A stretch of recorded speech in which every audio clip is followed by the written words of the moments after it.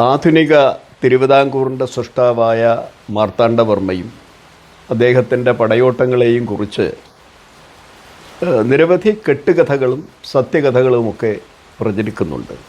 അതുകൊണ്ട് അതിൻ്റെ നിജസ്ഥിതി അറിയണമെന്നും അതിനെക്കുറിച്ച് ഒരു വിശദീകരണം വേണമെന്നും പല ഭാഗത്തു നിന്നുമുണ്ടായ ആവശ്യത്തെ തുടർന്നാണ് മാർത്താണ്ഡവർമ്മയുടെ പടയോട്ടവും ആധുനിക തിരുവിതാംകൂറിൻ്റെ സൃഷ്ടിയും അത് ഐക്യകേരളമായി പിന്നീട് രൂപപ്പെട്ടതുമായ സംഭവ വികാസങ്ങൾ അവതരിപ്പിക്കാൻ ശ്രമിക്കുന്നത്.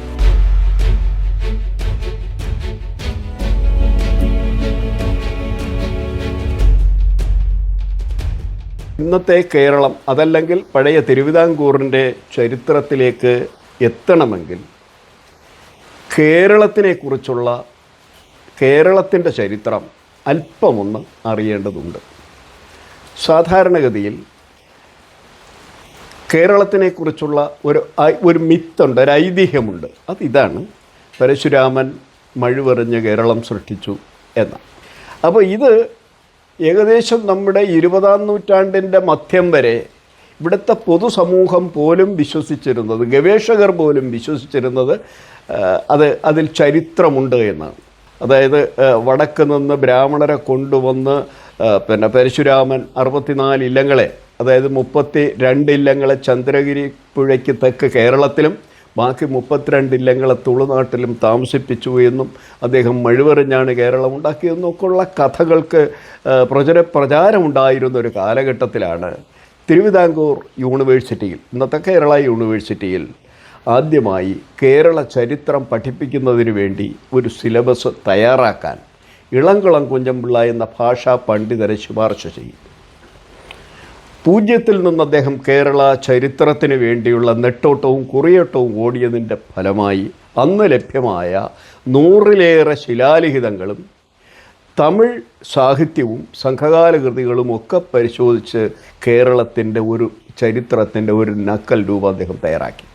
അതാണ് പിന്നീട് ഇന്നും പാഠപുസ്തകത്തിൽ പഠിക്കുന്ന കുട്ടികൾക്കും ഗവേഷകർക്കും ഒക്കെ റഫറൻസ് എന്ന് പറയുന്നത് ഇളംകുളം കുഞ്ഞമ്പിള്ള ഗവേഷണത്തിലൂടെയും പഠനത്തിലൂടെയും കണ്ടെത്തിയ സംഭവങ്ങളും അദ്ദേഹം കുറിച്ചിട്ട നോട്ടുകളുമാണ് ഇന്നും നമ്മുടെ ഗവേഷകർ അവസാനമായി ആശ്രയിക്കുന്നത് അത് തന്നെയാണ്. അപ്പോൾ നമുക്ക് കേരളത്തിനെക്കുറിച്ച് ആദ്യമായി കിട്ടുന്ന രേഖ ഗ്രീക്ക് യാത്രികനായ ചരിത്രകാരനായ മെഗസ്തനീസിൽ നിന്ന്. മൗര്യ സാമ്രാജ്യത്തിൽ ഗ്രീക്ക് പ്രതിനിധിയായി മൗര്യ സാമ്രാജ്യത്തിലുണ്ടായിരുന്ന മെഗസ്തനീസ് അദ്ദേഹം ഇന്ത്യയുടെ ചരിത്രം എഴുതിയിട്ടുണ്ട്. അതിൻ്റെ പേര് ഇൻഡിക്ക എന്നാണ്.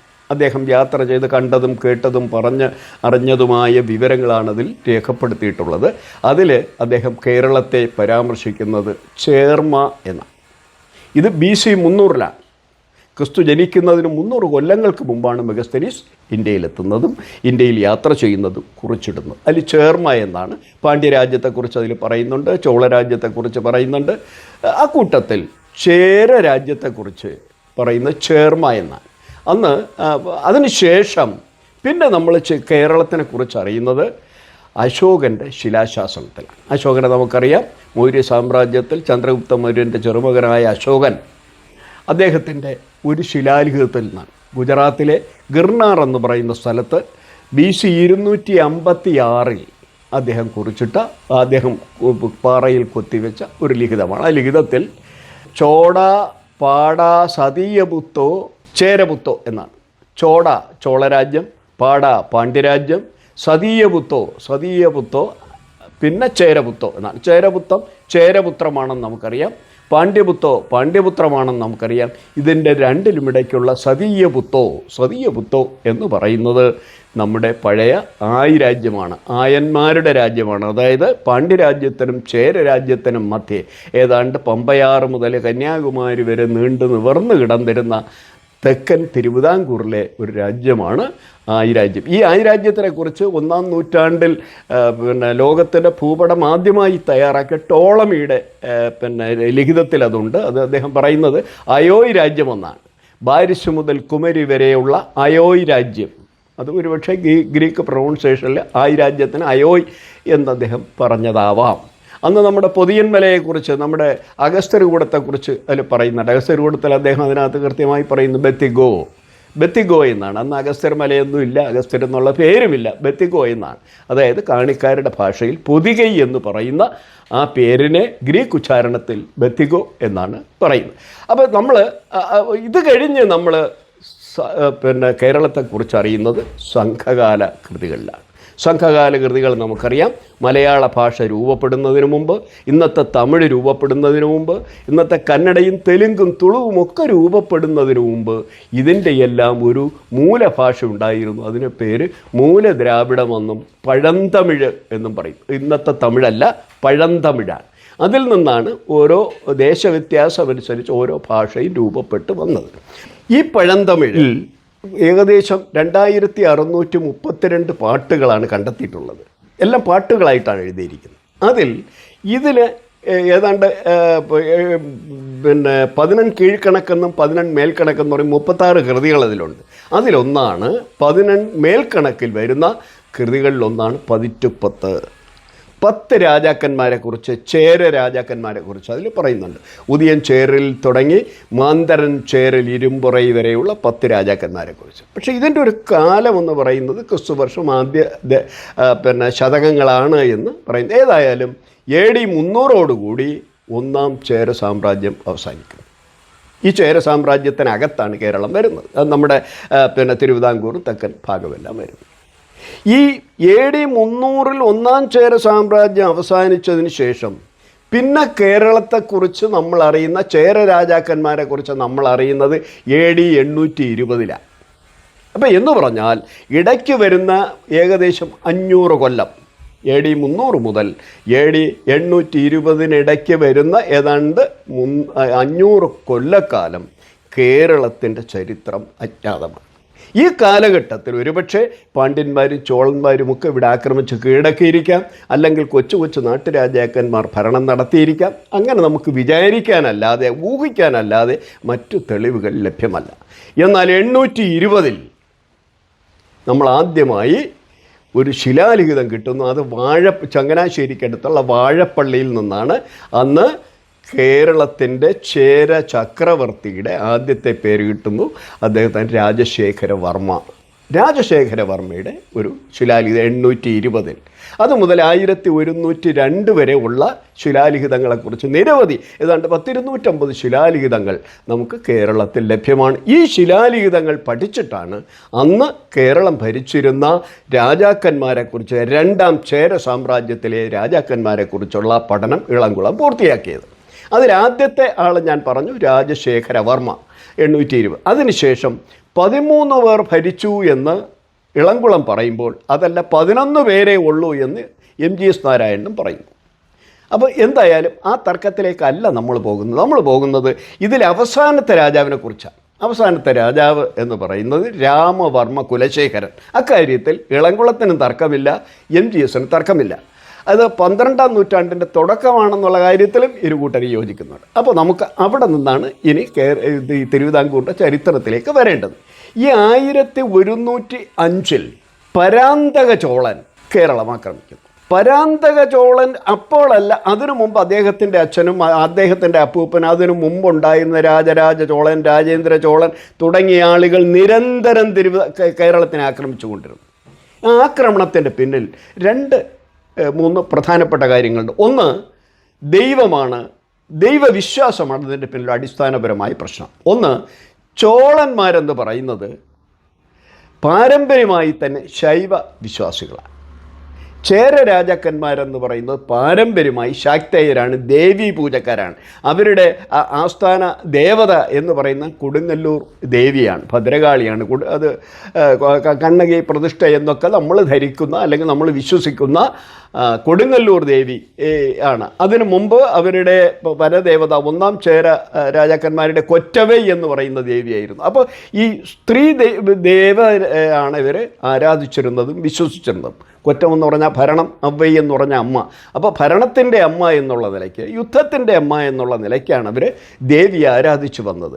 ഈ ആരാധനയും ശൈവാരാധകരായ ചോളന്മാരും തമ്മിൽ വിശ്വാസത്തിൻ്റെ അടിസ്ഥാനത്തിൽ തന്നെ നിരന്തര യുദ്ധത്തിലായിരുന്നു. ഇതിന് നൂറ്റാണ്ട് യുദ്ധം എന്നൊക്കെ ഇളംകുളം പറയുന്നുവെങ്കിലും അതിൽ കൂടുതൽ കാലം യുദ്ധം നടന്നു എന്നും അതല്ല അതിൽ കുറവാണെന്നും ഒക്കെ പറയുന്നു. എന്തായാലും രാജരാജ ചോളൻ, രാജേന്ദ്ര ചോളൻ തുടങ്ങിയ പരാന്തക ചോളൻ വരെ ഉള്ളവരുടെ നിരന്തരമായ ആക്രമണത്തിന് വിധേയമായിരുന്നു കേരളം.